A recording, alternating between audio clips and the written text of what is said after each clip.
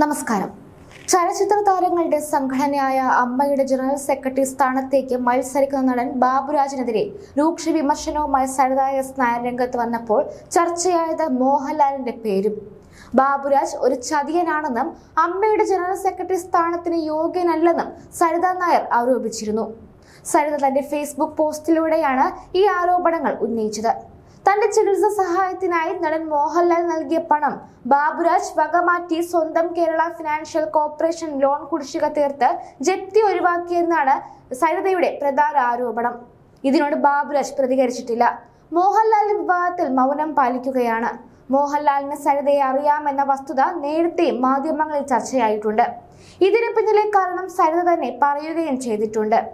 കൂടാതെ ബാബുരാജ് കേരളത്തിന് ദുബായിലും സമാനമായി തട്ടിപ്പുകൾ നടത്തിയിട്ടുണ്ടെന്നും ദുബായിലെ ഒരു വലിയ സാമ്പത്തിക തട്ടിപ്പ് കാരണമാണ് അയാൾ അവിടേക്ക് തിരികെ പോകാത്തതെന്നും സരിത പറയുന്നു. ഇതിന് തെളിവായി ബാബുരാജിന്റെ പാസ്പോർട്ടിന്റെയും പ്രസിഡന്റ് കാർഡിന്റെയും കോപ്പികളും സരിത പങ്കുവച്ചിട്ടുണ്ട്. ബാബുരാജിന്റെ സ്ഥാനാർത്ഥിത്വത്തിൽ തനിക്ക് അതിശയവും ഞെട്ടലും ഉണ്ടായെന്ന് സരിത കുറിച്ചു. ചികിത്സയ്ക്ക് പോലും ബുദ്ധിമുട്ട് അനുഭവിക്കുന്ന ഒരു സാധാരണക്കാരി എന്ന നിലയിൽ ഒരു ചതിയനായ ബാബുരാജ് ഈ സ്ഥാനത്തേക്ക് മത്സരിക്കുന്നത് കണ്ടപ്പോൾ പ്രതികരിക്കാതിരിക്കാൻ കഴിഞ്ഞില്ലെന്നും അവർ വ്യക്തമാക്കി. സ്ത്രീകൾ ഉൾപ്പെടുന്ന ഒരു സംഘടനയുടെ തലപ്പത്ത് ഇങ്ങനെ ഒരാൾ വരുന്നത് ശരിയാണോ എന്നും സാധാരണക്കാരിയായ ഒരു സ്ത്രീക്ക് ലഭിക്കേണ്ട ചികിത്സാ സഹായം പോലും വഞ്ചനയിലൂടെ സ്വന്തമാക്കി സ്വന്തം കാര്യം നേടുന്ന ഒരാൾ അമ്മയെ പോലുള്ള സംഘടനയെ നയിക്കാൻ യോഗ്യനാണോ എന്നും സരിത ചോദിക്കുന്നു. നിരവധി പേരാണ് പോസ്റ്റിന് കമന്റുകളുമായി എത്തിയത്. ബാബുരാജിനെതിരെയും സരിതയ്ക്കെതിരെയും നിരവധി പേർ കമന്റ് ബോക്സിൽ പ്രതികരിച്ചിട്ടുണ്ട്. എന്നാൽ ഈ വിവാദത്തോടൊപ്പം എന്തിനാണ് മോഹൻലാൽ സരിതയ്ക്ക് ചികിത്സാ സഹായം നൽകിയതെന്ന ചോദ്യവും ഉയർന്നു.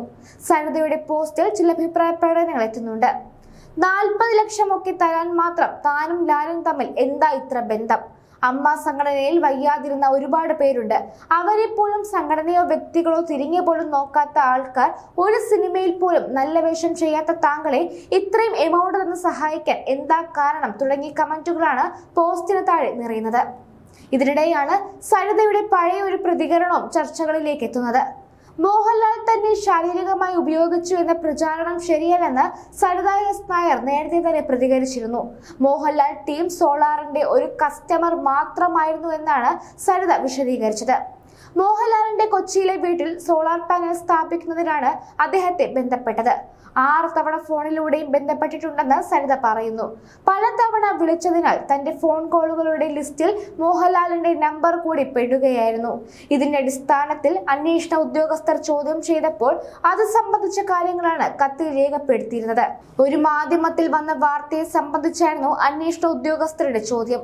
അക്കാര്യം അതേപടി എഴുതുകയായിരുന്നുവെന്നും സരിതയുടെ വിശദീകരണം നേരത്തെ ചർച്ചയായിരുന്നു. 2015 ഈ വിശദീകരണം. അന്ന് പുറത്തു വന്ന കത്തിലെ കുറിപ്പിൽ ഒരു ചോദ്യം ചെയ്യലിന്റെ രീതി പ്രകടമായിരുന്നില്ല. സ്വയം എഴുതിയ ഒരു വിശദീകരണ കുറിപ്പാണെന്നാണ് ഒറ്റ നോട്ടത്തിൽ തോന്നുക. വാർത്താ സമ്മേളനത്തിനിടെ മാധ്യമപ്രവർത്തകർ കത്ത് പകർത്തിയപ്പോഴായിരുന്നു 2015 ഈ വിവാദവും ഉയർന്നത്.